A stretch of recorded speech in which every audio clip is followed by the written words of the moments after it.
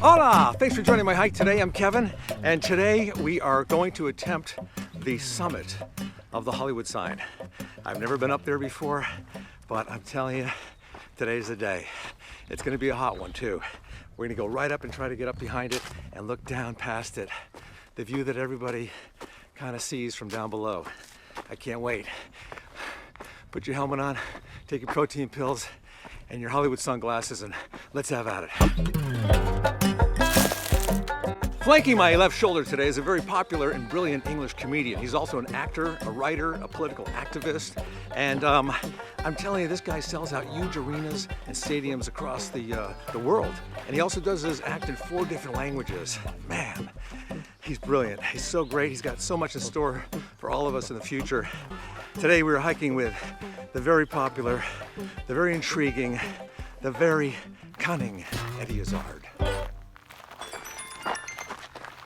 That's the alarm you will hear in 45 minutes when I start to burn. You want to go? Oh, you want to open the umbrella then? Yeah.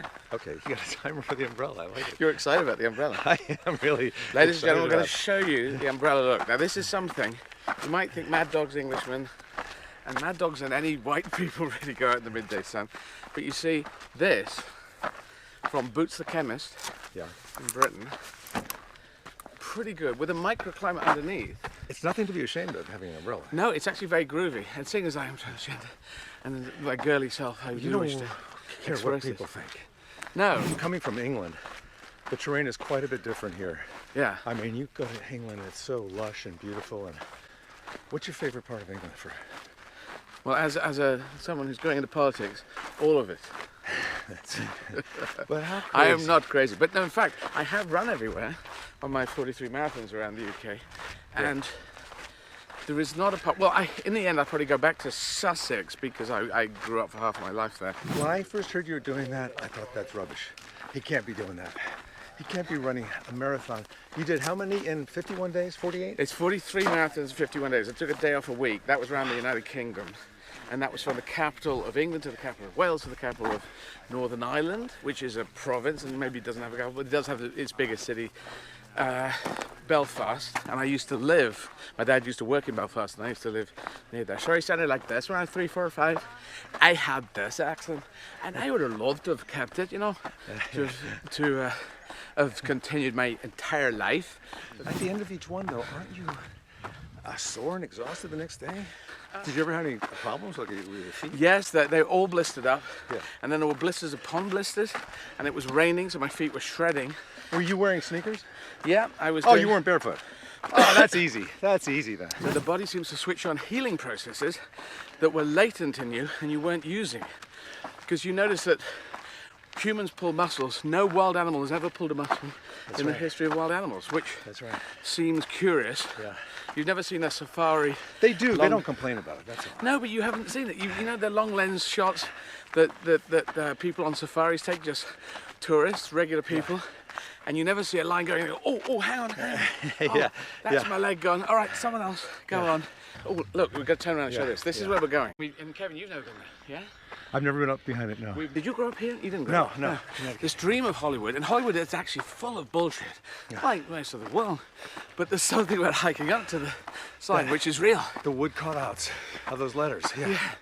Which was Hollywood land years ago. That's true. We can tell you the history of that. It was you know the history of everything. Yeah. Why do I feel like we're going to get a lot of history lessons from this? Well, you know, it's kind of... Those who do not learn from history are doomed to repeat it. True. Well, I had this theory that history plus the change in society multiplied by the change in technology equals the future.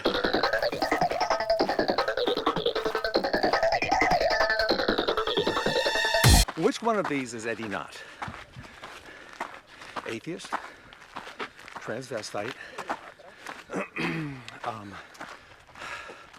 kleptomaniac,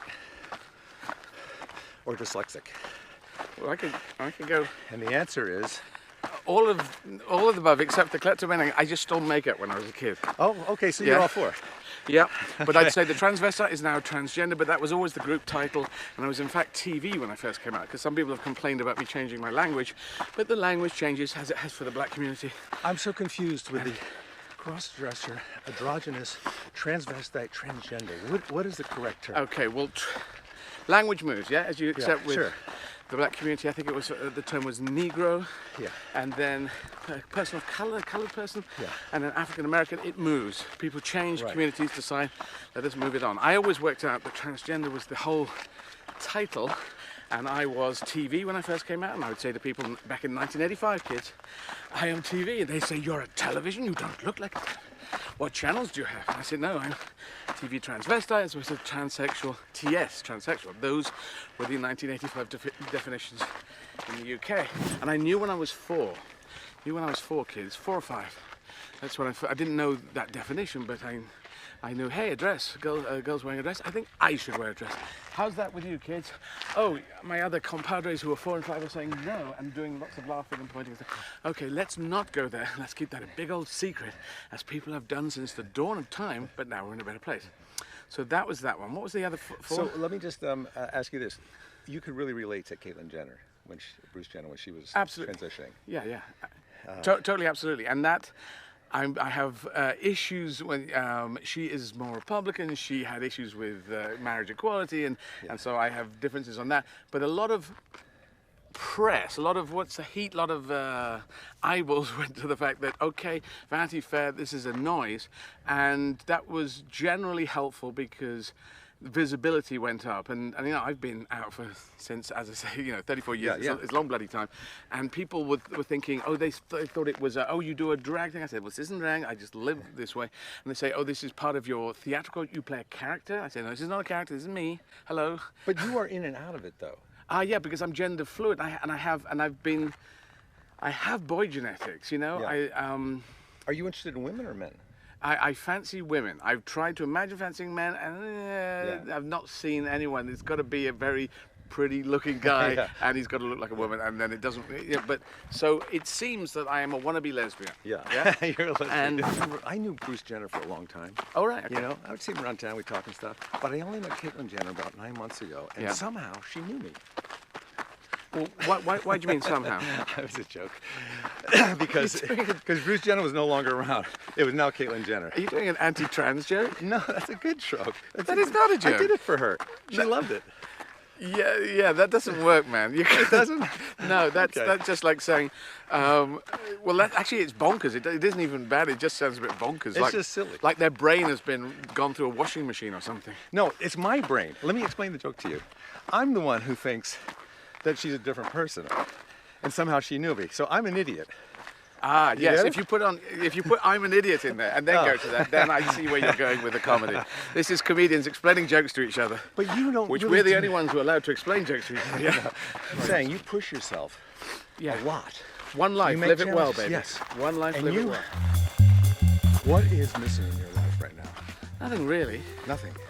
No, I mean I'm from the summer of next year, 2020, I'm going to be offering myself to stand to be a member of Parliament in Britain. So, and this has been a long plan for you. You said people this keep a couple saying, years ago. People either say to me, "Are you serious about this?" or "No, this is a new idea." No, I've been in 2010. I said I'm going in 10 years. In 2011, I said I'm going in 9 years. In 2012, you get the idea. But I thought you were running for mayor of London. Well, it was mayor or member of Parliament. But I first became aware of you. I don't know how long ago it was. I hadn't heard of you, and then some people said, let's go see Eddie Izzard at the Wiltern Theatre in Wilshire. All right, yeah. I go there, and I am bedazzled by the excitement of your performance. Everybody outside, it's like a rock concert. They're selling T-shirts, the bustle, the energy. People are rushing in, and I get in there, and there's the big, it's like an event, and there's like the IMAX screens, and there's smoke coming out, and the music, and then you come out, dressed to the nines, and people are going crazy. And I thought, why haven't I heard of this guy before? And since then I've become a fan, but I always wondered, how did it get to that point?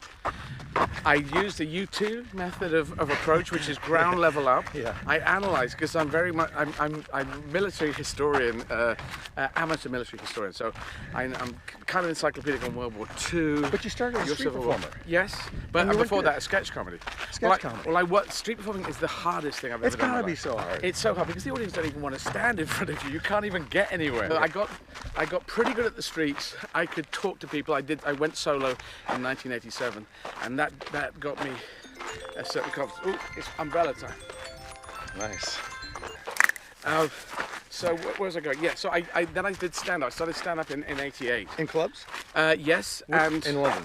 yeah, and I realised that was the new buzzy thing. Sketch had been king for so many years.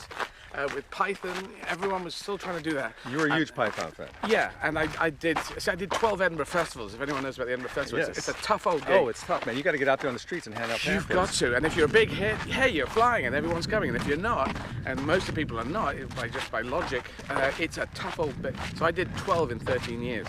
I realised I had to go back and Billy Connolly, big influence, and Richard Pryor, big influence. And if I could come up with stupid ideas and then act them out, that seemed to be the motherlode of comedy.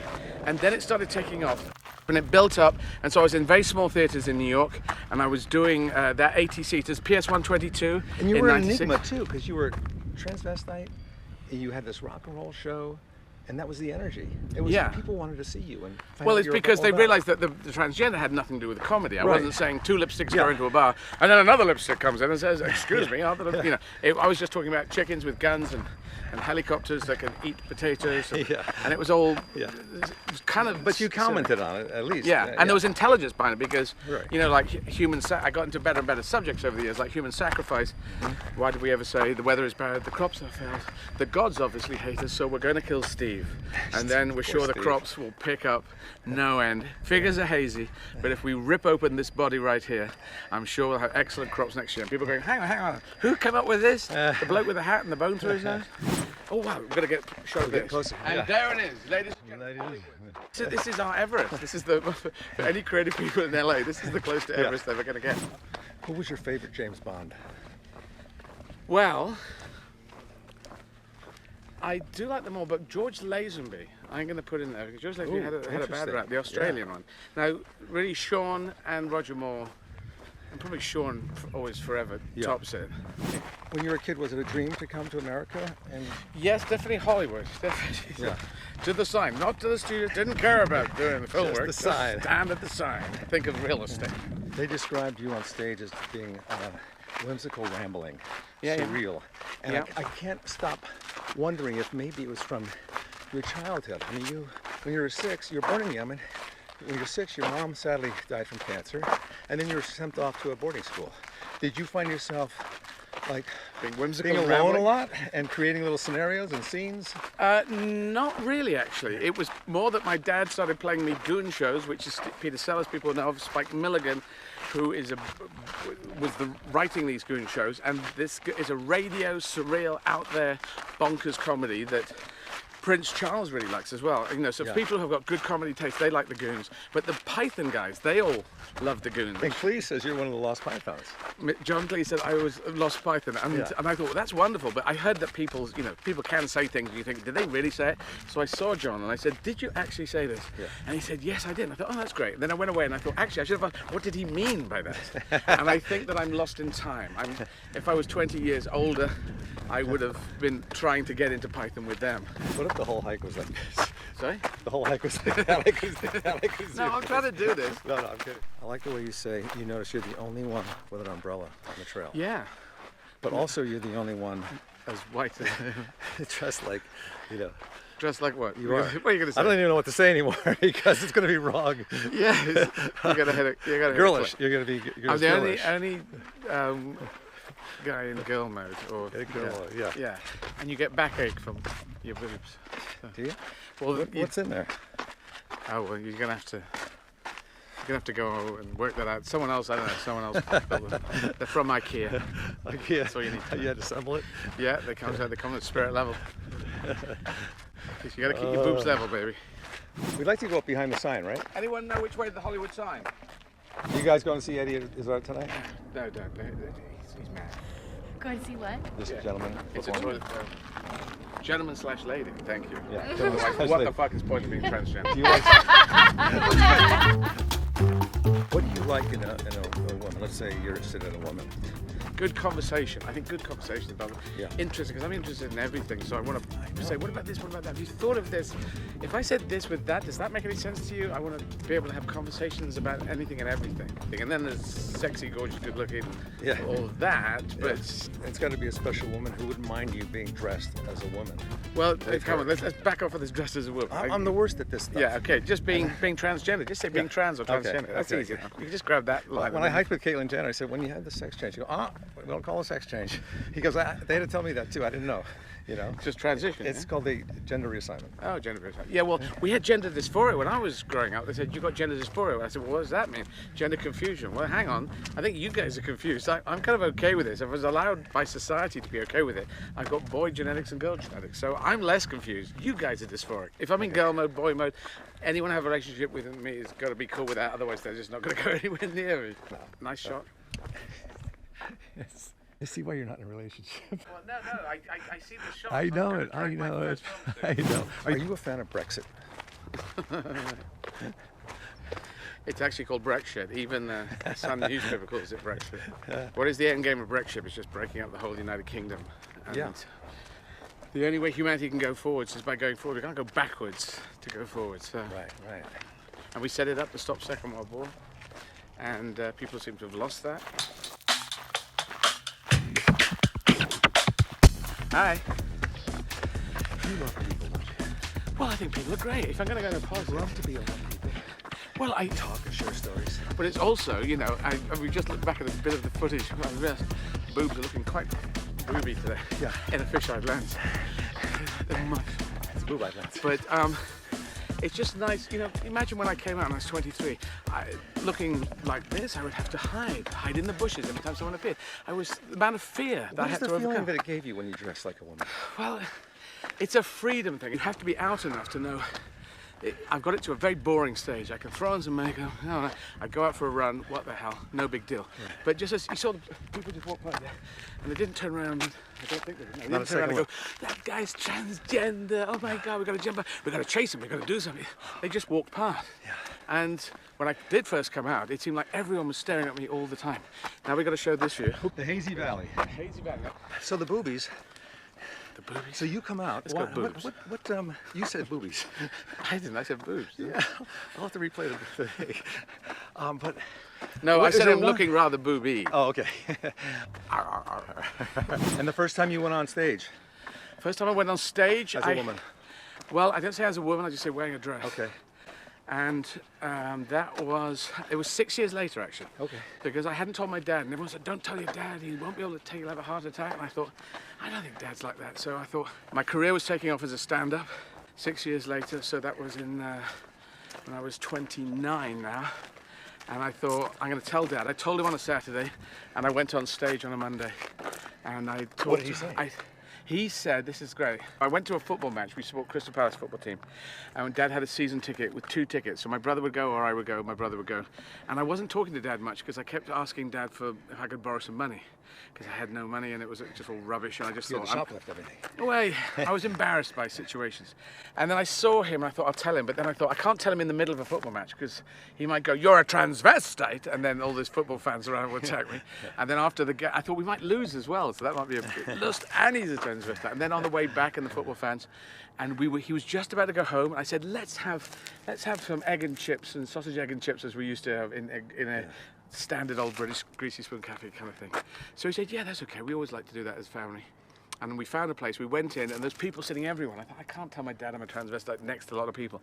Is there a back room, please? There was a back room. 3 tables. 1 table had people on it. They were near the end of their meal. Other 2 were free. We sat in the middle, and these people kept eating. Come on, eat, pay, go. And they left, and then I thought another family could come in any second. You've got 2 seconds. You've got 10 seconds, 30 seconds to tell your dad. Dad, I've got to tell you this. I'm a transvestite. I don't know. Yeah, the language is going to change in the future, Dad. But anyway.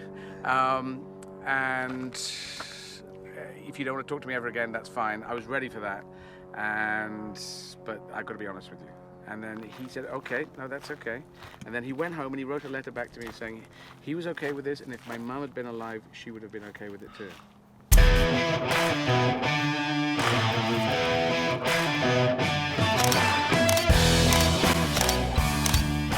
We are here, kids. There's the H. Give me an H, an O, an L, an L, a Y, W, double O, D. What does it spell? Spells Monkey Town. Yay! We made it all the way up to the Hollywood sign and beyond. Fun hike. Thank you, Eddie Izzard. Man, I learned so much on that hike. Girl mode, boy mode, transgender, TV, transvestite. Woo! That was fun. That was part 1 of my hike with Eddie Izzard. Join me for part 2 next week when we'll be making our descent back down from the Hollywood sign to the trailhead where it all began. Lots more fun conversation, lessons, and laughs. All right, thanks for tagging along. Please subscribe, turn on notifications, and we will catch you on the next hike. Happy trails. Arr, arr, arr.